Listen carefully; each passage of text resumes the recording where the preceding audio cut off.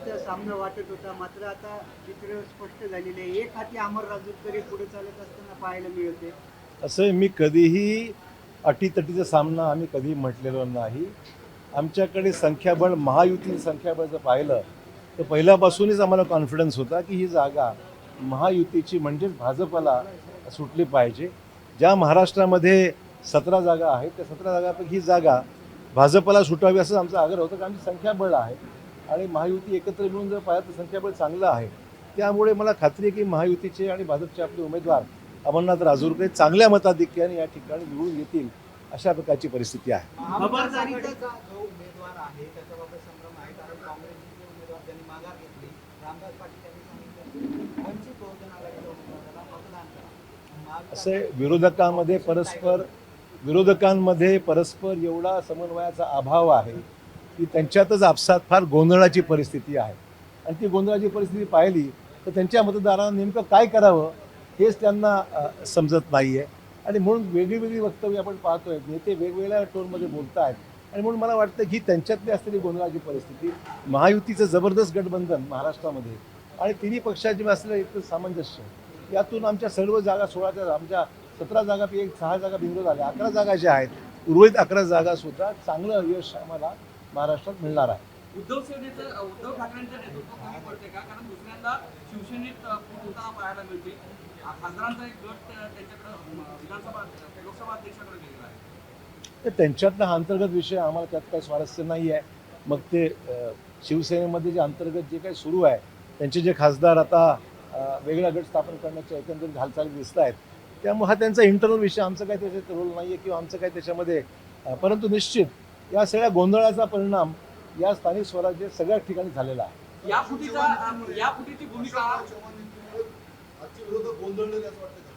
नाही, माझी नीती काहीच नाही. मी पक्षाचा एक कार्यकर्ता म्हणून काम करत आहे आणि जे काही घडतं आहे ते आपोआप घडतं आहे, जे आम्हाला पोषक होत आहे. या सर्व फुटीमध्ये भाजपाची एक सावध भूमिका आहे. सगळे नेते मंडळी हे त्यांचा अंतर्गत वाद असल्याचं बोलत आहेत. ते बरोबर आहे. त्यांच्या अंतर्गत काय विषय आहेत आम्हाला माहीत नाही. आणि त्यामुळे त्यांच्यावर निष्ठा ठेवणारे जे खासदार होते त्यांनी वेगळी भूमिका घेतलेली स्पष्टच झालेलं आहे. ते कशामुळे घडतंय, काय घडतंय, हा विषय त्यांचा अंतर्गत, आमचा त्याच्यात काही संबंध असण्याचं कारण नाही आहे. राकेश पाटील ऑपरेशन टायगरमध्ये नाव स्वागत करणार आहे. तर युतीमध्ये आमचं स्वागत आहे ना. महायुतीमध्ये जे जे पक्ष आमच्यामध्ये अशी येतील त्यांचं स्वागतच करू. ते शेवटी लोकसभेमध्ये आम्हाला बहुमत प्राप्त होतं आहे. लोकसभेमध्ये जे महत्त्वाचे निर्णय आगामी काळामध्ये अपेक्षित आहे, हे निर्णय घेण्यामध्ये संख्याबळ आमचं वाढतं आहे, आपोआप वाढतं आहे.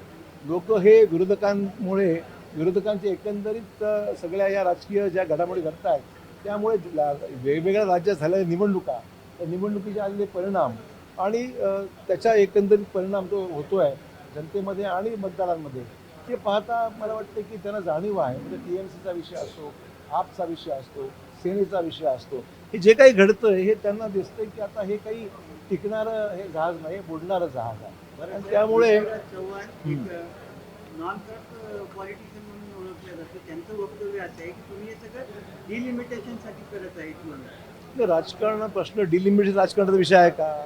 डिलिमिटेशन राज्यात करायचंच आहे, आपल्याला महिलांना आरक्षण द्यायचंच आहे, याच्यामध्ये काय राजकारण आहे? तर त्यांनी विरोधाला विरोध केला होता, हे वास्तव आहे. आणि त्यामुळे बिल पास होऊ शकलं नाही आहे.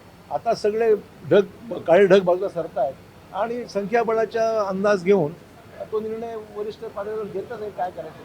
साहेब, MIMचा किती प्रभाव तुम्हाला या निवडणुकीत पाहायला मिळणार आहे? 20 मतं आहेत कारण आमचं काही त्यांच्याशी संपर्क नाही किंवा त्यांच्याशी आमचा कुठलाही संवाद नाही आहे. त्यामुळे त्यांनी सद्विवेक बुद्धीला विचार करून ते निर्णय घ्यावा योग्य वाटेल तो. आपकी बार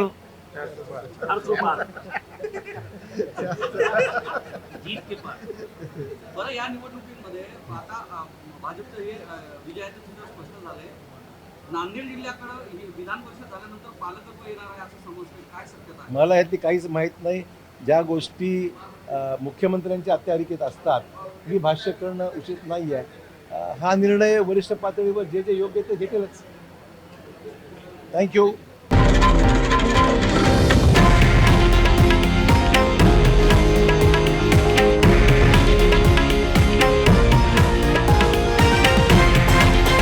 हे आहे देशातील नंबर 1 न्यूज नेटवर्क आणि आपण पाहत आहात TV9 मराठी, एकमेव.